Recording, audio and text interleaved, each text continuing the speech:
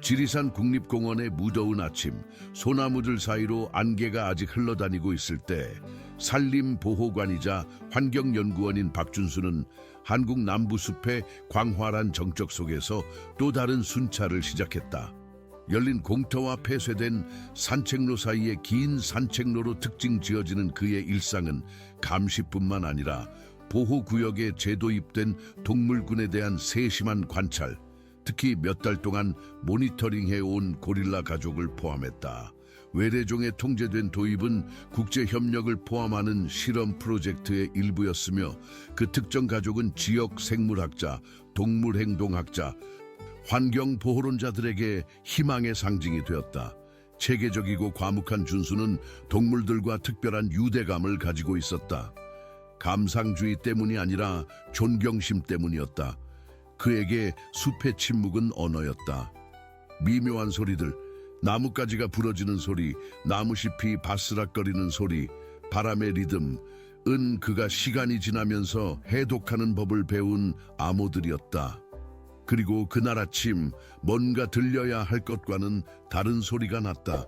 아직 이른 시간이었지만 그는 고릴라들의 영역 가장자리인 북쪽 구역 근처에서 이상한 발자국을 발견했다. 끌린 자국, 젖은 땅의 깊은 홈, 거의 감지할 수 없을 정도였다. 처음에는 멧돼지라고 생각했지만 패턴이 너무 넓었다. 그의 허리에 찬 무정이에는 신호가 없었는데 그 고도에서는 흔한 일이었다. 그는 계속하기로 결정했다. 앞에 공터에서 새들이 일제히 날아오르는 소리가 그의 리듬을 방해했다. 그는 멈췄다. 뒤따른 갑작스러운 침묵이 소음보다 더 불안했다. 세심한 주의를 기울이며 앞으로 나아갔다. 멀리서 고릴라들을 보았다. 그들은 나무에 확산된 그늘 아래에서 평온한 원을 이루며 조용히 먹이를 먹고 있었다. 큰 실버백은 항상 그렇듯이 서서 주에 깊게 관찰하고 있었다. 어린 고릴라 그룹에서 가장 어린 개체는 더 자유롭게 움직이며 주변의 작은 고지대와 낮은 관목들을 탐험하고 있었다. 여전히 평화로운 장면은 잠재된 긴장을 숨기고 있었다. 준수는 안전한 고지에 자리를 잡고 관찰했다. 새끼 고릴라는 자연스러운 호기심에 이끌려 점차 무리의 보호에서 멀어지고 있었다. 곤충을 쫓아다니고 나무잎을 가지고 놀며 자신의 그림자와 즐거워했다. 실버백은 잠시 고개를 돌려 나무잎이 무성한 높은 가지에 주의를 돌렸다. 그것으로 충분했다. 앞에 관목들 사이에서 뭔가 움직였다. 소리가 아니라 식물의 물결일 뿐이었다. 그림자가 무서운 유동성으로 구불거리고 있었다. 나무잎 사이에 미묘한 비늘의 광택이 망상 비단뱀의 존재를 드러냈는데 이는 최근 주변에서 목격된 침입종으로 불법 밀매로 인해 들어와 이제 속하지 않는 생태계에서 풀려나 있었다. 몇 초 만에 모든 것이 일어났다.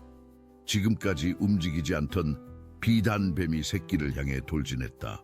경고는 없었다. 비늘로 덮인 덩어리가 작은 고릴라의 몸을 감싸는 둔한 충격만 있었을 뿐이다. 첫 번째 감김은 거칠었다. 두 번째는 확고했다. 새끼의 날카로운 비명이 칼날처럼 숲을 가로질러 새들을 침묵시키고 나뭇가지를 떨게 했다. 실버백은 고개를 돌려 잠시 얼어붙은 다음 비탈을 울리는 목구멍 깊은 포효를 내뱉었다. 분노로 식물을 부수며 새끼 쪽으로 달렸다. 하지만 도착했을 때 멈춰섰다. 뱀이 치명적인 정확성으로 새끼를 감싸고 있었고 거친 움직임은 돌이킬 수 없는 손상을 초래할 수 있었다. 산책로 위에서 준수는 개입할 수 없이 장면을 지켜보았다. 성급한 접근이 성체 고릴라에게 위협으로 해석되어 모두를 위험에 빠뜨릴 수 있다는 것을 알고 있었다. 그러나 그 상호작용에는 뭔가 다른 것이 있었다. 실버백은 비단뱀을 보고 있었지만 인간도 보고 있었다. 그의 눈에는 분노뿐만 아니라 더 많은 것이 넘쳤다. 계산, 망설임, 그리고 아마도 인식까지. 마치 상황의 복잡성을 이해하는 것처럼 준수는 조심스럽게 내려갔다. 미끄러져 무릎을 다치고 그 과정에서 지팡이를 잃었다. 어렵게 회복했다. 무리 근처의 어미 고릴라가 멀리서 불안해하며 관찰했지만 움직이지 않았다. 가족의 위계 질서가 그녀가 이제 갈등의 영역이 된 공간을 건드리는 것을 막는 것 같았다. 이 이야기가 흥미롭다면 우리 채널을 구독하고 좋아요를 누르는 것을 잊지 마세요. 어느 도시에서 우리를 보고 계신지 알려주세요. 계속합니다. 준수는 두꺼운 가지로 새 지팡이를 즉석에서 만들며 천천히 다가갔다. 웅크리고 있으면서 직접적인 눈 맞춤을 피했다. 실버백은 그의 방향으로 재빠른 시선을 던진 다음 다시 비단뱀으로 돌아갔다. 공격하지 않았다. 으르렁거리지도 않았다. 그저 두 손으로 뱀의 머리를 단단히 잡고 움직임을 제지했다. 이 순간 무리의 젊은 고릴라 중 하나가 호기심과 동요로 가득 차 접근하기 시작했고 섬세한 작업을 방해할 위험이 있었다. 실버백은 짧고 낮은 소리를 냈고 그것만으로도 젊은 개체를 멈추게 하기에 충분했다. 준수는 그 명령을 이해했다. 그 거대하고 강력한 생명체가 순수한 본능으로 상황을 통제하고 있었고 설명할 수 없는 이유로 그곳에 있는 인간의 존재를 받아들이고 있었다. 정확한 움직임으로 준수는 비단뱀의 몸통 감김 사이 꼬리 근처에 가지를 끼워 넣고 지렛대 역할을 시작했다. 노력은 엄청났다. 움직일 때마다 비단뱀은 경련으로 반응했다. 감김 중 하나가 느슨해졌다. 희망의 순간 동안 비단뱀이 새끼의 일부를 놓았지만 곧이어 방어적인 반사작용으로 다시 죄었다. 그것이 미세한 절정이었고 손에서 미끄러져 나가는 거의 승리였다. 새끼는 더 이상 소리를 내지 않았고 몸이 축 늘어진 것 같았으며 시간이 그들에게 불리하게 흘러가고 있었다. 높은 나뭇가지에서 오는 먼 소리가 인간과 고릴라 둘 다 거의 동시에 얼굴을 돌리게 했다. 높은 곳에서 뭔가 움직이고 있었다. 다른 포식자, 호기심 많은 동물, 알 수 없었다. 숲이 살아있는 것 같았고 공모자이자 증인이었다. 준수는 지렛대에 모든 힘을 집중했다. 실버백은 만들어진 미세한 공간을 감지하고 자세를 조정하여 비단뱀이 물지 못하게 했다. 고릴라의 근육들이 노력으로 떨고 있었다. 원시적인 동조 속에서 둘은 계속했다. 마침내 더 깊은 감김 하나가 굴복했다. 비단뱀의 몸이 부분적으로 풀렸다. 만들어진 공간으로 공기가 새끼의 폐로 돌아갈 수 있게 했고 새끼는 가벼운 거의 감지할 수 없는 경련으로 반응했다. 아직 끝이 아니었다. 하지만 시작이었다. 이 순간 준수는 뭔가 더 변했다는 것을 깨달았다. 실버백이 잠시 그의 방향으로 얼굴을 돌렸다. 감사하는 사람처럼이 아니라 이해하는 사람처럼.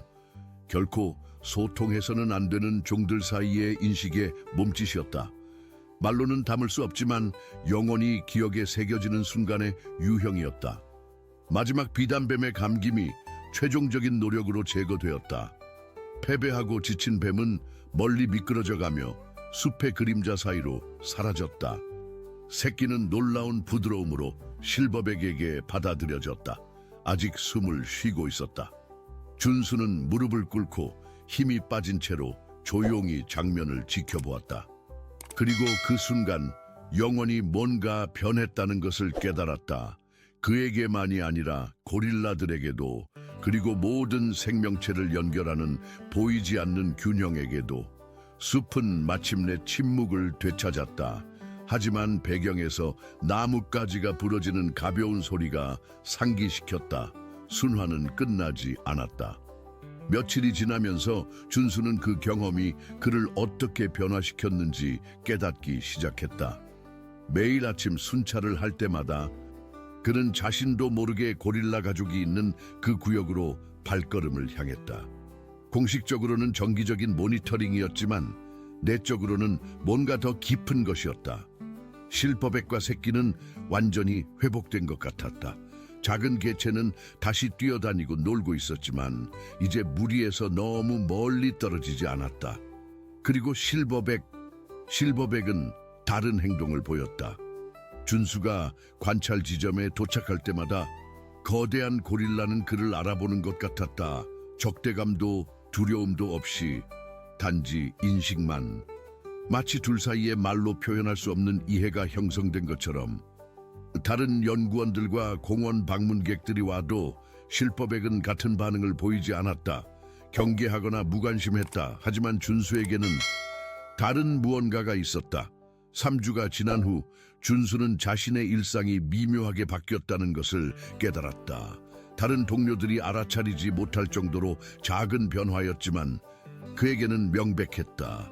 매일 아침 커피를 마시며 일기예보를 확인하고 장비를 점검하고 순찰 경로를 계획할 때 그의 마음은 항상 북쪽 구역으로 향했다.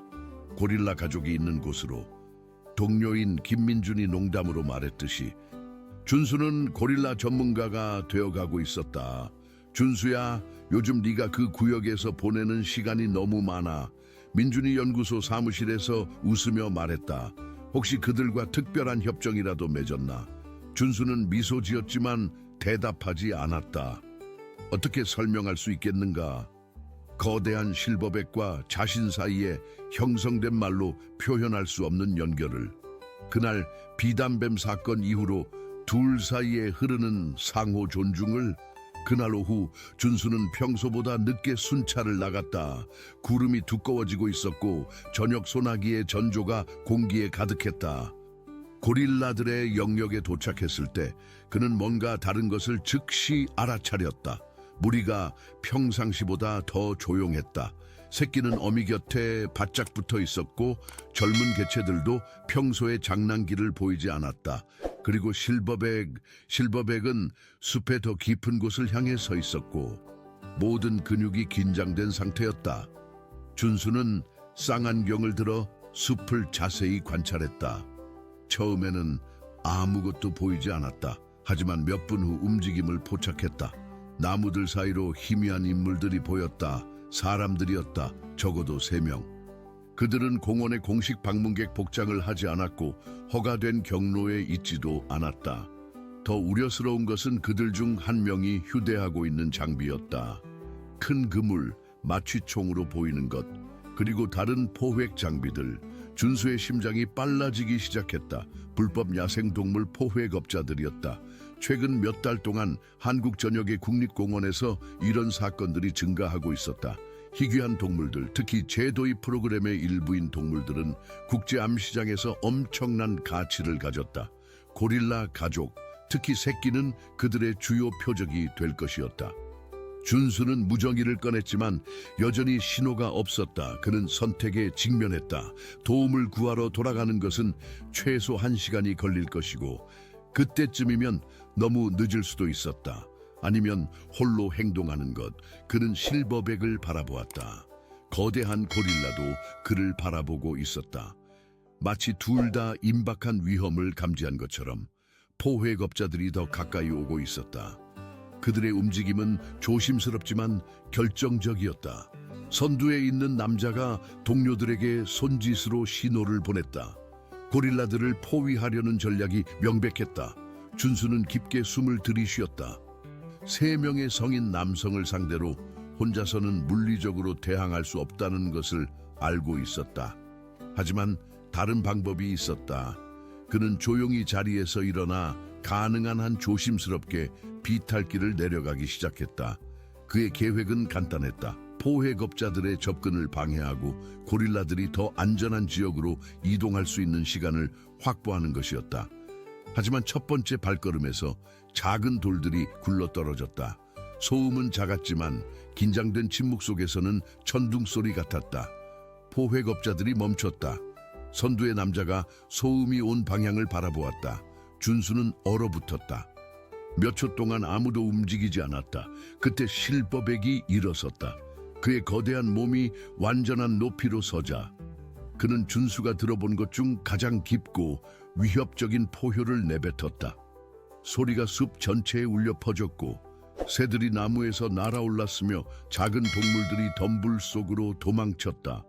포획업자들이 당황했다. 그들은 은밀한 접근을 계획했지만 이제 그들의 존재가 폭로되었다. 더 나쁜 것은 실버백의 포효가 다른 야생동물들을 경계 상태로 만들어 숲 전체가 그들의 침입을 인식하게 된 것이었다.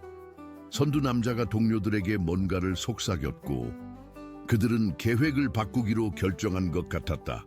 마취 총을 든 남자가 조준을 시작했다. 그의 표적은 실버백이었다. 가장 큰 위협을 먼저 제거하려는 전략이었다. 준수는 이를 깨달았고 더 이상 기다릴 수 없음을 알았다. 그는 자신의 위치에서 큰 소리로 외쳤다. 야, 거기 멈춰. 여기는 보호구역이다. 그의 목소리가 숲에 울려 퍼졌고 포획업자들의 주의를 자신에게 돌렸다. 포획업자들의 시선이 준수에게 향했고 마취 총을 든 남자가 조준을 그에게로 돌렸다. 젠장! 선두 남자가 중얼거렸다. 계획이 틀어졌어. 저놈을 먼저 처리하자. 준수는 나무 뒤로 몸을 숨겼지만 그의 위치는 이미 노출되었다. 그는 가파른 비탈에서 더 나은 엄폐물을 찾으려 했지만 발 아래에 젖은 나무잎들이 미끄러워 균형을 잃을 뻔했다. 그 순간 예상치 못한 일이 일어났다. 실버백이 포획업자들을 향해 몇 걸음 앞으로 나아갔다. 하지만 공격적인 돌진이 아니었다. 대신 그는 준수와 포획업자들 사이에 자리를 잡았다. 마치 의도적으로 그들의 시야를 차단하는 것처럼. 거대한 고릴라의 행동은 명백했다. 그는 인간을 보호하고 있었다. 이게 뭐야? 포획업자 중 한 명이 당황하며 속삭였다. 고릴라가 저 남자를 보호하고 있는 거야? 선두 남자는 상황을 빠르게 평가했다. 원래 계획은 완전히 무너졌다. 이제 그들은 두 개의 표적을 상대해야 했고 그 중 하나는 500kg이 넘는 강력한 영장류였다. 준수는 실버백의 행동에 놀랐지만 이 기회를 놓치지 않았다. 그는 나무에서 나무로 이동하며 포획업자들에게 계속 소리쳤다. 이곳은 국립공원 보호구역이다. 당신들의 행위는 불법이며 심각한 처벌을 받을 것이다. 그의 외침이 숲에 메아리 쳤고 멀리서 다른 동물들의 경고음들이 들려오기 시작했다.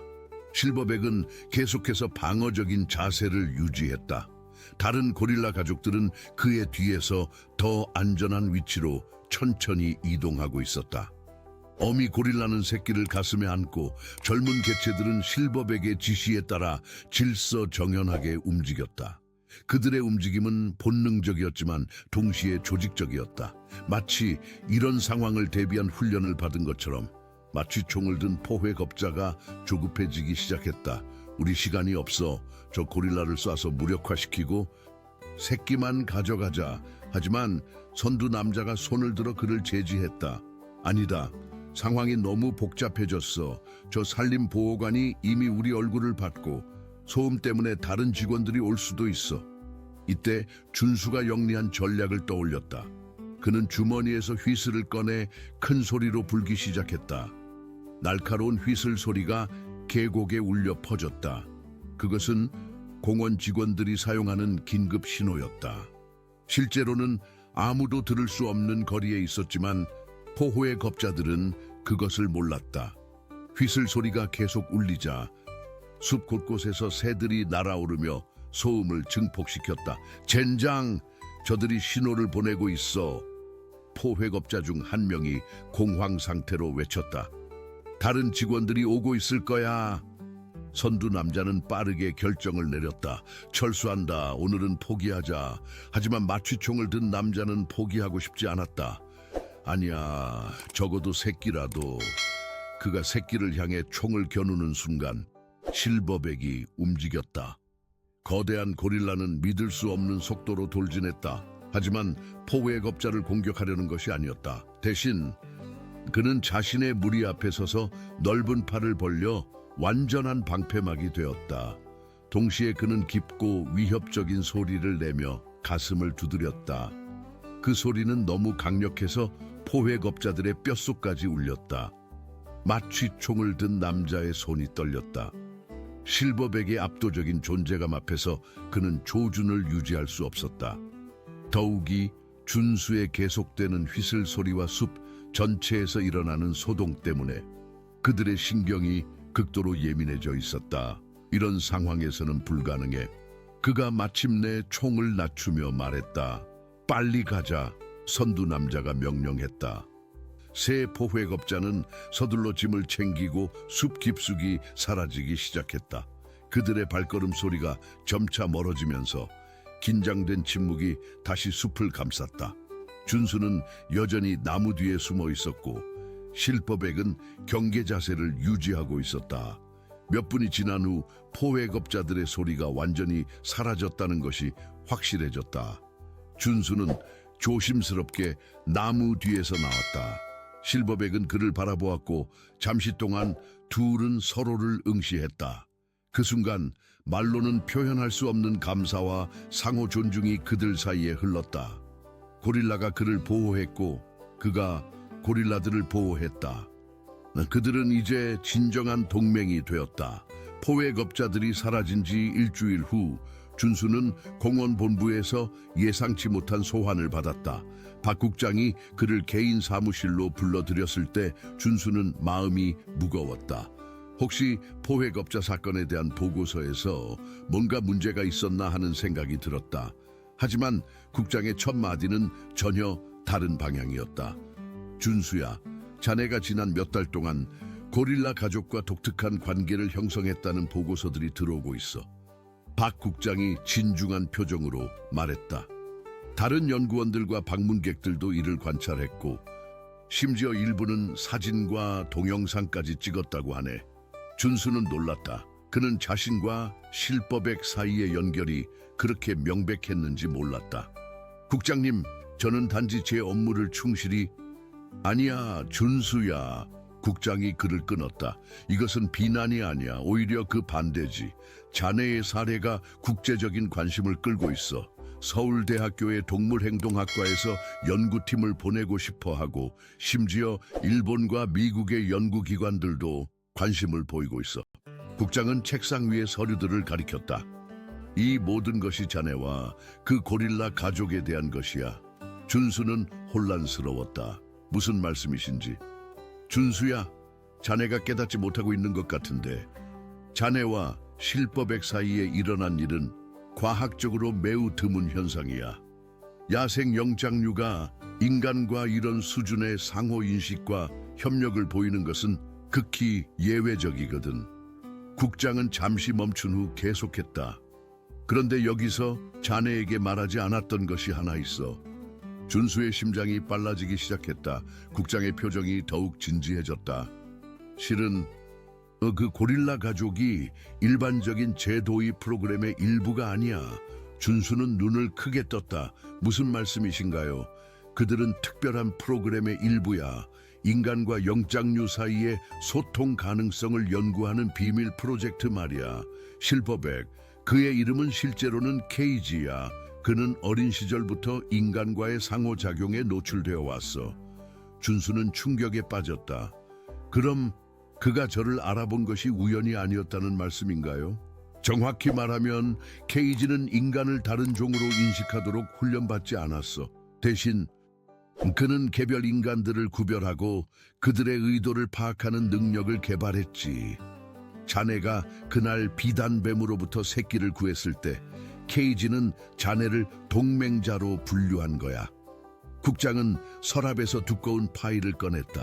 이 모든 것이 여기에 기록되어 있어. 케이지의 생애, 훈련 과정, 그리고 자네와의 상호작용에 대한 모든 관찰 기록들. 준수는 파일을 받아들며 손이 떨렸다. 저를 관찰하고 계셨던 건가요? 준수야, 이해해줘. 이것은 과학적 연구야. 하지만 자네와 케이지 사이에 일어난 일은 우리가 예상했던 것을 훨씬 뛰어넘어. 특히 포획업자들로부터 서로를 보호한 그 사건은, 그럼 포획업자들에 대해서도 알고 계셨던 건가요?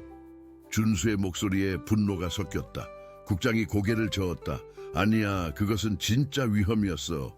우리도 그들의 침입을 몰랐고 자네의 보고서를 받고 나서야 알았지. 그리고 그때 우리는 더욱 놀라운 것을 발견했어. 국장은 컴퓨터 화면을 켰다. 숨겨진 카메라들이 그날의 모든 것을 기록했어. 케이지가 자네를 보호하기 위해 포획업자들과 자신 사이에 선 것, 자네가 케이지를 보호하기 위해 자신을 위험에 노출시킨 것, 이 모든 것이 영상에 있어. 화면에 나타난 영상을 보며 준수는 말문이 막혔다. 자신도 몰랐던 순간들이 다른 각도에서 보였다. 케이지의 행동이 얼마나 의도적이었는지, 자신의 행동이 얼마나 본능적이었는지 객관적으로 볼 수 있었다. 이 영상들은 전 세계 영장류학자들에게 보내졌어. 국장이 말했다. 그리고 모든 사람들이 같은 결론에 도달했지. 자네와 케이지는 단순한 인간-동물 관계를 넘어선 무언가를 형성했다는 것. 준수는 파일을 내려놓으며 물었다. 그래서 이제 어떻게 되는 건가요? 국장은 심각한 표정으로 대답했다. 준수야, 자네에게 선택권을 주고 싶어 이 연구에 공식적으로 참여할 것인지 아니면 다른 부서로 이동할 것인지. 그는 잠시 멈춘 후 덧붙였다. 하지만 알아둬야 할 것이 하나 더 있어. 케이지의 건강에 이상이 생겼어. 수의사들은 그것이 스트레스 때문일 가능성이 높다고 해. 그리고 그 스트레스의 원인은.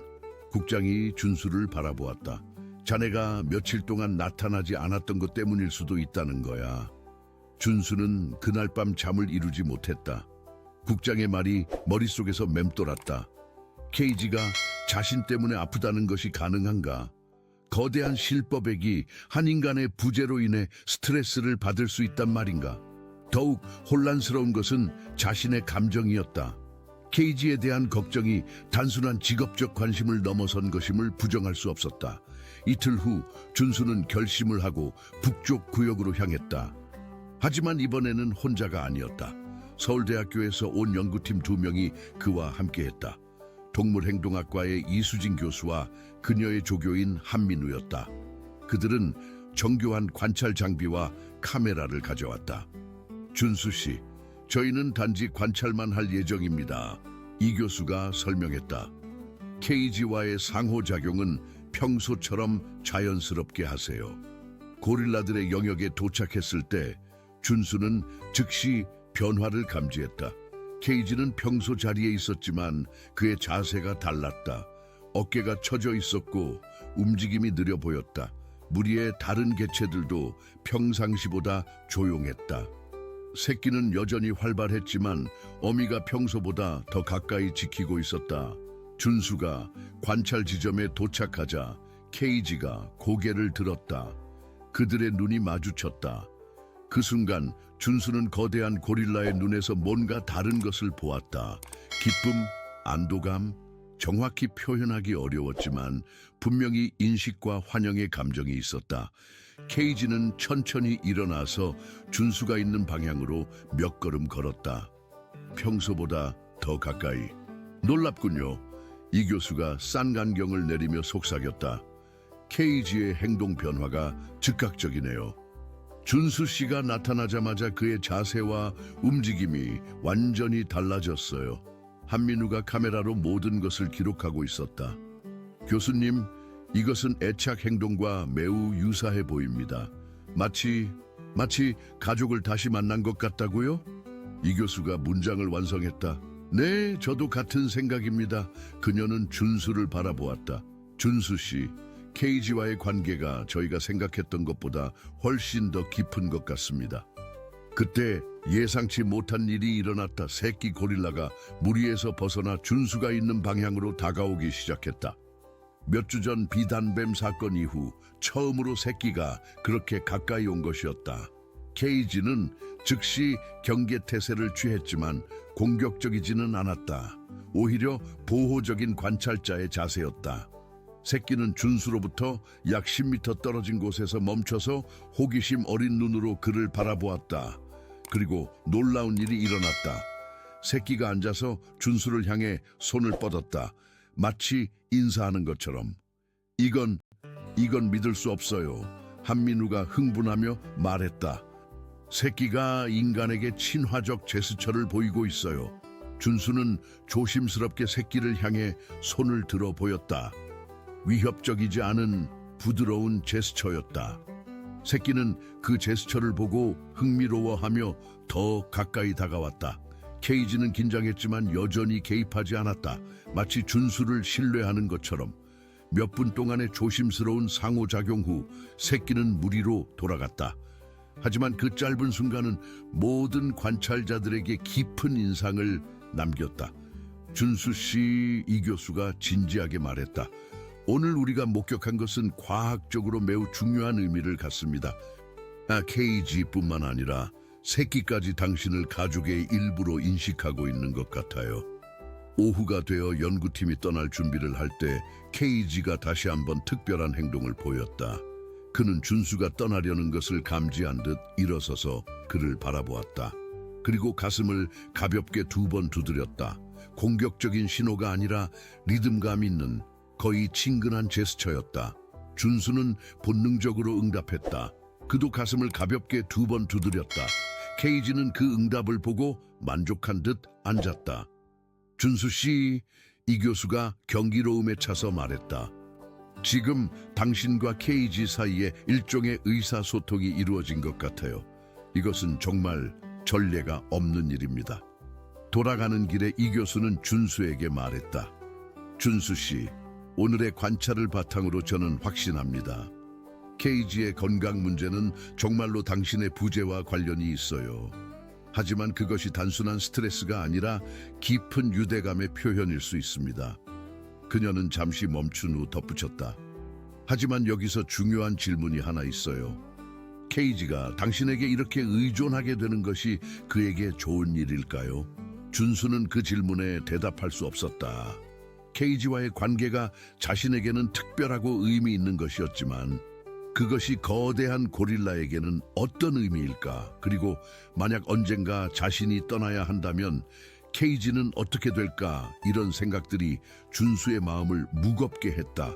그는 선택의 기로에 서 있었다. 케이지와의 관계를 계속 발전시킬 것인가? 아니면 거리를 두어 케이지가 더 독립적이 되도록 할 것인가? 한 달이 지났다. 준수는 매일 케이지와 시간을 보냈고 연구팀은 그들의 상호작용을 계속 관찰했다. 데이터는 놀라웠다. 케이지의 건강이 완전히 회복되었을 뿐만 아니라 전체 고릴라 가족의 행동 패턴이 더욱 안정되었다. 새끼는 더 자신감 있게 탐험했고 젊은 개체들은 더 활발해졌으며 어미들은 더 편안해 보였다. 하지만 준수의 마음은 여전히 갈등 상태였다. 그날 오후 그는 중요한 소식을 들었다. 박 국장이 그를 다시 사무실로 불렀다. 준수야, 자네에게 큰 기회가 왔어. 국장이 미소 지으며 말했다. 미국 캘리포니아의 샌디에이고 동물원에서 자네를 초청했어. 그들은 영장류와 인간의 상호작용에 관한 새로운 프로그램을 시작하려고 하고 자네의 경험이 필요하다고 해. 준수는 충격을 받았다. 미국에서요? 그래, 2년 계약이야. 급여도 지금의 3배이고 연구 환경도 최고 수준이지. 자네의 미래를 위해서는 절대 놓쳐서는 안 될 기회야. 국장은 잠시 멈춘 후 덧붙였다. 하지만 결정은 자네가 해야 해. 그리고 케이지에게 어떤 영향을 미칠지도 고려해야겠지. 그날 저녁 준수는 혼자 케이지를 만나러 갔다. 연구팀도 다른 직원도 없이 오직 둘만의 시간이었다. 케이지는 평소처럼 그를 반겼다. 가슴을 2번 두드리는 그들만의 인사를 주고받았다. 하지만 이번에는 뭔가 달랐다. 준수의 표정에서 케이지가 무언가를 감지한 것 같았다. 거대한 고릴라는 평소보다 더 가까이 다가와 앉았다. 그리고 놀라운 일이 일어났다. 케이지가 천천히 손을 뻗어 준수의 어깨에 가볍게 올렸다. 그 터치는 부드럽고 따뜻했다. 마치 괜찮다고 말하는 것 같았다. 준수의 눈에 눈물이 고였다. 이 거대한 생명체가 자신의 감정을 이해하고 위로하려 한다는 것을 깨달았기 때문이었다. 케이지야, 준수가 조용히 말했다. 나한테 중요한 선택이 생겼어. 하지만 네가 걱정돼. 케이지는 고개를 기울이며 듣는 것 같았다. 물론 말을 이해할 수는 없었지만 감정의 교류는 분명히 일어나고 있었다. 준수는 계속 말했다. 너는 나 없이도 잘 살 수 있어야 해. 네 가족과 함께 이 아름다운 숲에서. 그때 새끼 고릴라가 다가왔다. 이제는 준수를 완전히 가족의 일부로 받아들인 것 같았다. 새끼는 준수 옆에 앉아서 그의 손을 만졌다. 어미 고릴라도 조금 더 가까이 왔다. 전체 가족이 준수 주변에 모여 있었다. 마치 작별 인사를 하는 것처럼 준수는 그 순간 깨달았다. 케이지와의 관계는 의존이 아니라 상호 존중과 사랑이었다. 그리고 진정한 사랑은 때로는 놓아주는 것이라는 것을. 케이지는 충분히 강했고 가족이 있었으며 이제는 인간에 대한 새로운 이해도 있었다. 준수가 떠나더라도 케이지는 괜찮을 것이었다. 며칠 후 준수는 최종 결정을 내렸다. 미국 제안을 받아들이기로 했다. 하지만 떠나기 전에 케이지와 마지막 시간을 보내고 싶었다. 그는 특별한 것을 준비했다. 케이지가 좋아하는 과일들과 함께 자신이 직접 녹음한 숲의 소리들을 가져왔다. 새들의 노래, 바람소리, 나무잎 바스락거리는 소리들이었다. 케이지는 그 소리들을 들으며 편안해 보였다. 마치 준수가 숲의 언어로 작별 인사를 하는 것임을 이해하는 것 같았다. 마지막 순간 케이지는 일어서서 준수를 바라보았다. 그리고 천천히 고개를 끄덕였다. 마치 이해한다. 그리고 고맙다고 말하는 것처럼. 준수는 마지막으로 가슴을 2번 두드렸다. 케이지도 같은 인사를 했다. 그리고 준수가 떠날 때 케이지는 그를 끝까지 지켜보았다. 슬픔이 아니라 존중과 이해의 시선으로. 6개월 후 준수는 샌디에이고에서 새로운 연구에 몰두하고 있었다. 하지만 매주 지리산에서 오는 보고서를 기다렸다. 케이지와 가족들은 잘 지내고 있었다. 케이지는 이제 다른 연구원들과도 적당한 거리를 유지하며 상호작용했고 새끼는 건강하게 자라고 있었다. 가장 놀라운 것은 케이지가 때때로 다른 방문객들에게도 친근한 제스처를 보인다는 것이었다. 준수로부터 배운 인간에 대한 이해를 다른 인간들에게도 적용하고 있었던 것이다. 어느 날 저녁 준수는 캘리포니아의 해변에서 지리산의 사진을 보고 있었다. 그때 휴대폰에 특별한 동영상이 도착했다. 박 국장이 보낸 것이었다. 영상 속에서 케이지는 새로 온 어린 방문객에게 가슴을 2번 두드리는 인사를 하고 있었다. 그 아이는 무서워하지 않고 똑같이 가슴을 두드렸다. 케이지는 만족한 듯 고개를 끄덕이고 앉았다. 준수는 눈물을 흘리며 웃었다. 케이지가 그에게서 배운 것을 다른 사람들과 나누고 있었다. 인간과 자연 사이의 다리가 되어주고 있었다. 준수와 케이지의 특별한 관계는 끝나지 않았다. 오히려 더 큰 무언가의 시작이었다. 그날 밤 준수는 지리산을 향해 창문을 열고 바람을 느꼈다. 어디선가 케이지도 같은 바람을 느끼고 있을 것이었다. 거리는 멀지만 마음의 연결은 여전했다. 그리고 그것으로 충분했다. FMDA 히스토리아 사랑하는 시청자 여러분, 준수와 케이지의 이야기가 여러분의 마음을 감동시켰기를 바랍니다. 이와 같이 감동적인 이야기들로 구성된 특별 재생 목록을 준비했습니다. 왼쪽을 클릭하시면 찾으실 수 있습니다. 이 이야기가 마음에 드셨다면 저희 채널을 구독하고 좋아요를 눌러주세요. 매일 인생의 복잡함을 탐구하는 독특한 이야기들을 가져다 드립니다. 다음 콘텐츠도 놓치지 마세요. 댓글에서 여러분을 기다리고 있겠습니다.